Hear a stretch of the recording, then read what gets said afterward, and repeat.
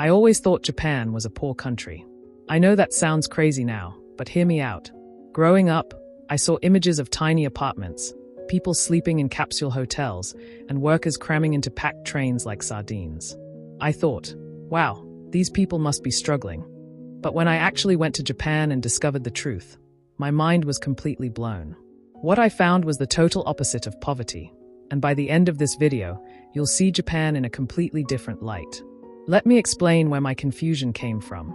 Before visiting Japan, I watched documentaries showing Japanese salarymen living in apartments smaller than my bedroom. I saw videos of people literally being pushed into trains by station workers because the trains were so crowded. I read articles about how expensive everything was in Tokyo. In my mind, I thought, if people are living in such small spaces and cramming into trains, they must be poor, right? That's what I believed. That's what I thought I knew. But I was about to learn the biggest lesson of my life. My plane landed at Haneda Airport in Tokyo, and the first thing that hit me was how incredibly modern everything looked. The airport wasn't just clean, it was futuristic. Spotless floors that reflected the lights, automated systems everywhere, and staff members in crisp uniforms helping passengers with robotic precision. This didn't look like poverty. This looked like something from a science fiction movie. I started to feel the first crack in my assumptions. Maybe, just maybe, I had gotten everything wrong about Japan. Hey, before we continue this eye-opening story, I want to ask you a quick favor. This is a brand new channel, and your support means everything to me. Please hit that subscribe button, give this video a thumbs up, and share it with anyone who loves learning about different countries. It really helps. Now, let's get back to how Japan completely changed my view of wealth. I took the train from the airport to my hotel in central Tokyo. Yes, the train was crowded, just like I'd seen in videos. But then I noticed something strange. Every single person on that train looked put together. Their clothes were clean and stylish. Their shoes were polished. Everyone had the latest smartphones. I looked around and realized these weren't poor people struggling to survive. These were professionals choosing to take public transport. And then it clicked. In Japan, taking the train isn't a sign of poverty. It's just the smart, efficient way to get around. Rich or poor, everyone takes the train because it works perfectly. When I got to my hotel, I decided to walk around the neighborhood to explore. I passed by a tiny ramen shop, and I mean tiny, maybe 8 seats total. From the outside, it looked so simple and small that I thought, this must be a cheap place for poor people. But when I went inside and ordered a bowl of ramen, I was shocked. The bowl cost about 1,200 yen, roughly $8. But the quality? Oh my goodness. The broth was rich and flavorful, the noodles were handmade, the pork melted in my mouth. This simple bowl of ramen was better than fancy restaurant meals I'd had in other countries. That's when I started to understand. In Japan, small doesn't mean poor. Small means focused. Small means quality. Later that day, I visited one of those famous capsule hotels I'd seen online. The ones that look like tiny boxes stacked on top of each other. I thought these were for homeless people or travelers with no money. But when I checked the price, I was stunned. It cost about $40 to $50 per night. And when I looked inside, it wasn't some desperate last resort. Each capsule had a comfortable mattress, clean sheets, a small TV, charging ports, perfect air conditioning, and even a small reading light. The shared bathrooms were spotless, there was a lounge area with free coffee, and the whole place had high-speed Wi-Fi. People weren't staying there because they were poor. They were staying there because it was convenient, clean, and efficient. My whole understanding of small spaces was shattered. The next day, I went to a residential neighborhood to see how regular Japanese families lived. I expected to feel sad, seeing their tiny apartments. But what I found was completely different.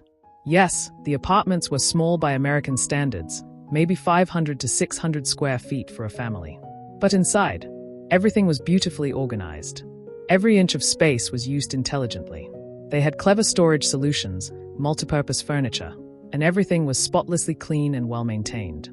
The kids had their study areas, the kitchen was modern and efficient, and there was even space for a small balcony with plants. These families weren't suffering, they were living intentionally. They had chosen quality over quantity. They'd rather have a smaller, well-located apartment in a great neighborhood with excellent schools and public transport than a big house in the middle of nowhere. That afternoon, I visited a regular Japanese convenience store, a 7-Eleven. Now, I've been to convenience stores all over the world, and usually, They're just places to grab a quick snack or drink. But in Japan, the 7-Eleven changed my life. Inside that store, I found fresh sushi, perfectly packaged sandwiches, hot meals, gourmet coffee, clean bathrooms, and even ATMs that actually worked. The food wasn't just convenience food. It was delicious, healthy, and beautifully presented. A simple sandwich was wrapped with care, like a gift. And everything was affordable. I bought lunch for about 500 yen, less than $4, and it was better than restaurant food in many countries. This is when I realized Japan isn't poor. Japan has just figured out how to make everyday life excellent for everyone. As I explored more of Tokyo, I started seeing a pattern. I saw elderly people dressed elegantly, walking with dignity. I saw school children in clean, well-fitted uniforms carrying quality backpacks. I saw construction workers taking their lunch break, and even their simple lunches were neatly packed in proper containers. Nobody looked desperate. Nobody looked like they were struggling. And then it hit me like a lightning bolt. I had confused simplicity with poverty. Japanese people live simply, not because they are poor, but because they've learned that happiness doesn't come from having big houses and fancy cars. It comes from quality, efficiency, respect, and community. One evening, I went to a public park in the middle of Tokyo. It was beautifully maintained with clean paths, trimmed trees, and working fountains. Families were having picnics, children were playing safely, elderly people were doing exercises. There was free Wi-Fi, clean public restrooms, and even outdoor fitness equipment, all free for everyone to use. In many countries, public spaces are neglected and dirty. But in Japan, public spaces are treasured and maintained like gardens. That's when I understood something profound. Japan isn't poor. Japan is rich in the things that truly matter. They are rich in safety, cleanliness, order, and respect for shared spaces. The biggest revelation came when I visited a Japanese family's home for dinner. My hotel owner invited me to meet her family, and I nervously accepted, still carrying some of my old assumptions. Their apartment was small, maybe 700 square feet for 4 people. But when I stepped inside and took off my shoes, as is custom in Japan, I entered what felt like a peaceful sanctuary. Everything had its place. The dining table was set beautifully. The mother had prepared a home-cooked meal with multiple small dishes, each one made with care. We sat on the floor around a low table, and the family shared stories, laughed, and treated me like honored guest. There was no TV blaring, no phones at the table, just genuine human connection. As I looked around at their happy faces, their clean home, their delicious food, their warmth and hospitality, I felt ashamed of my earlier thoughts. This family wasn't poor. They were rich in love, rich in culture, rich in contentment. The father, who spoke a bit of English, explained something to me that night that I'll never forget. He said, "In Japan, we have a saying, motenai.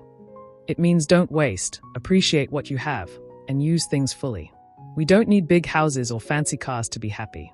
We need good health, good relationships, safe communities, and respect for each other. Those things make us rich." As he spoke these words, I felt tears in my eyes. I had grown up thinking that wealth meant big houses, expensive cars, and huge portion sizes. But Japan was teaching me that true wealth is efficiency, quality, safety, respect, and community. Japan was showing me that you can be rich without being wasteful, and happy without being excessive. Over the next few days, I started seeing evidence of Japan's real wealth everywhere. The trains run on time, every single time. That takes incredible investment in infrastructure and maintenance. The streets are safe enough that children as young as 6 ride the subway alone. That takes a wealthy, stable society with low crime. The healthcare system is excellent and accessible. That takes resources and planning. The education system is world-class. The technology is cutting edge. The public services work efficiently.